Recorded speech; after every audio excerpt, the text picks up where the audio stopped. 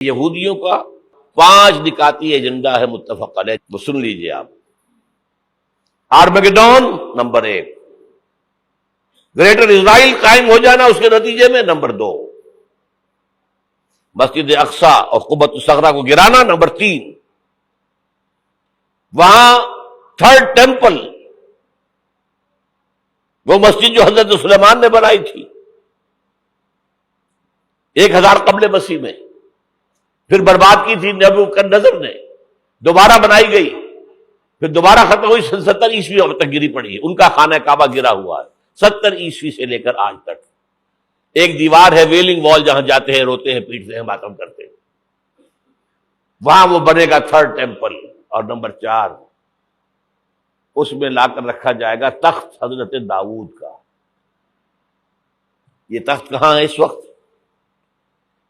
یہ لندن شریف کے اندر جو ان کی پارلیمنٹ کا جو چرچ ہے، ویسٹ منسٹر ایبے، اس میں رکھا ہوا ہے۔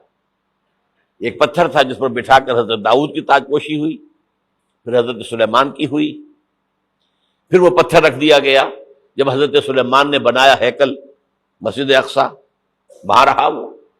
ہر بادشاہ جو تھا یہودی اسی کے اوپر بٹھا کر اس کی تاج پوشی ہوتی تھی۔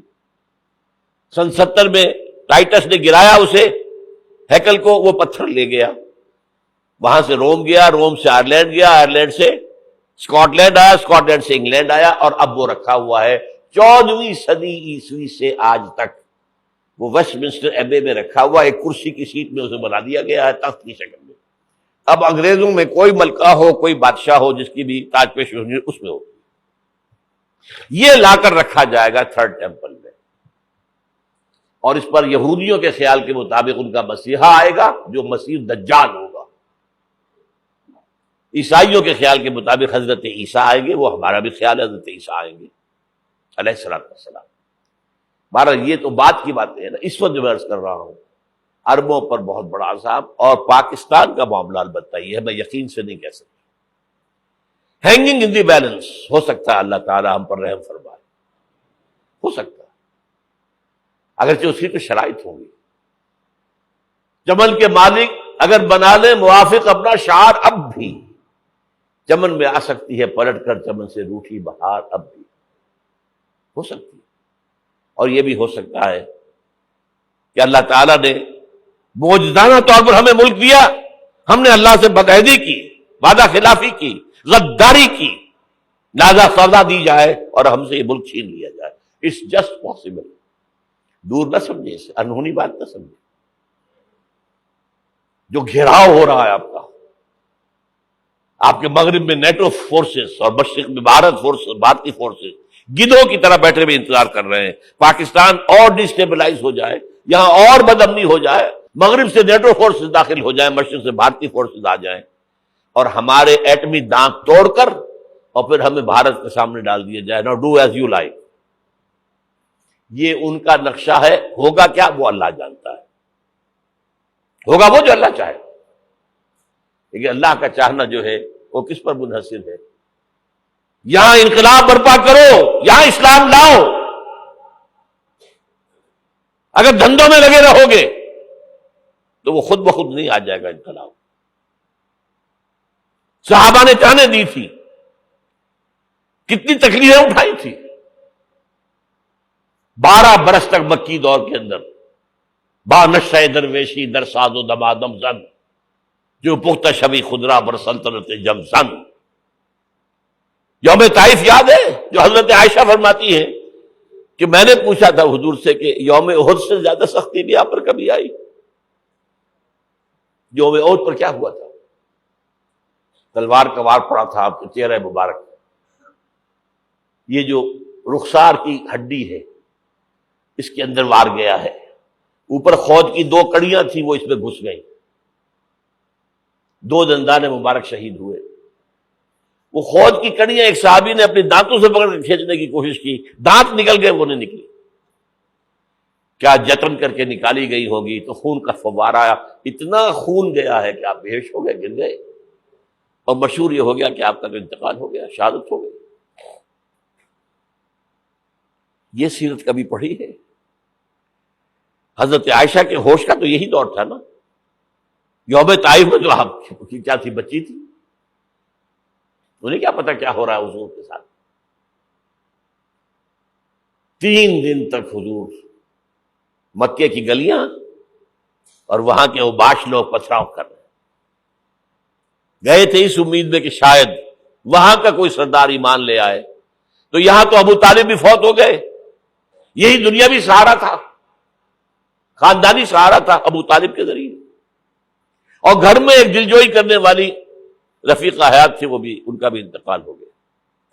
آپ نے کہا یہ عام الحزن ہے، اب تو سب کو طے ہو گیا قریش کو کہ اب جیسے قتل کر دو ان کو، اسی لیے آپ گئے طائف، شاید وہاں کا کوئی بڑا سردار مانے، ایمان لے آئے مجھ پر، تو میں اپنا مرکز ادھر شفٹ کر دوں۔ تینوں سے ملے ہیں، تینوں نے وہ جواب دیے، نکل جاؤ یہاں سے، میں تمہارے ساتھ بات بھی کرنے کو تیار نہیں۔ اچھا، تمہارے سوا کوئی نہیں ملا تھا اللہ کو نبی بنا کر بھیجنے کے لیے؟ دیکھو جاؤ، میں بات نہیں کرنا چاہتا، ہو سکتا ہے میں بے عزتی کر بیٹھوں، واقعی تم اللہ کے نبی ہو تو میں مارا جاؤں گا، جاؤ جاؤ جاؤ۔ یہ سلوک محبت کے ساتھ ہوا، اور پھر چھوکروں کو، اسٹریٹ ارچنز جنہیں آپ کہتے ہیں، اشارہ کیا تھا، خبر لو ان کی، پتھراؤ ہو رہا ہے، ساتھ کوئی ہے ہی نہیں، ایک آدمی صرف، زید ابن حارثہ۔ اب سامنے سے پتھر آ رہے ہیں تو حضرت زید آگے آ جاتے ہیں، ڈھال بنتے ہیں، مجھے لگے پتھر حضور کو رہے، اب پیچھے سے آ رہے ہیں، چاروں طرف سے تو ڈھال نہیں بن سکتا ایک شخص، جسم لہو لہان، خون جا کر جوتیوں میں جم گیا ہے، جوتی اتر نہیں۔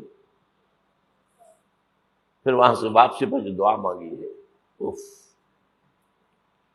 اللہم الیک اشکو ضعف قوتی وقلت حیلتی وہوانی علی الناس، اے اللہ تیری جناب میں فریاد لے کر آیا ہوں اپنی قوت کی کمی کا، اپنے وسائل کی کمی کا، اور جو ذلت و خواری ہو رہی ہے لوگوں کے سامنے، الا مل تکلنی، مجھے کس کے حوالے کر دیا ہے، الا بعیدی یتجہمنی، یہ میرے اوپر ہجوم کر کے آ جائے، حملہ کرے، اور عدو من لگتا امرے، یہ دشمن کے حوالے میرا معاملہ کیا، جو چاہے کرتے وہ۔ لیکن پھر عبدیت غالب آتی ہے، ان لم یکن علی غضبک فلا ابالی، اللہ اگر تو ناراض نہیں ہے تو مجھے کوئی پرواہ نہیں، سر تقسیم خم ہے جو مزاج یار میں آئے، مجھے اندیشہ یہ ہے کہ تو ناراض تو نہیں ہو گیا۔ یہ تکلیفیں جھیلی ہے، سینکڑوں صحابہ نے جانوں کا نذرانہ پیش کیا ہے، یہ ہے سیرت النبی۔ آپ کس چیز کو سیرت النبی سمجھتے ہیں؟ بہرحال اس موضوع پر میری ایک کتاب ہے منہج انقلاب نبوی، کہ انقلاب کیسے آیا تھا۔ اگر دل میں ذرا بھی آرزو پیدا ہو گئی ہو کہ اللہ قبول کر لے مجھے بھی،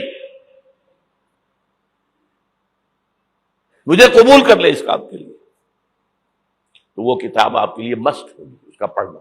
فمحمدنا هو سيدنا فالعز لنا لإجابته الله الله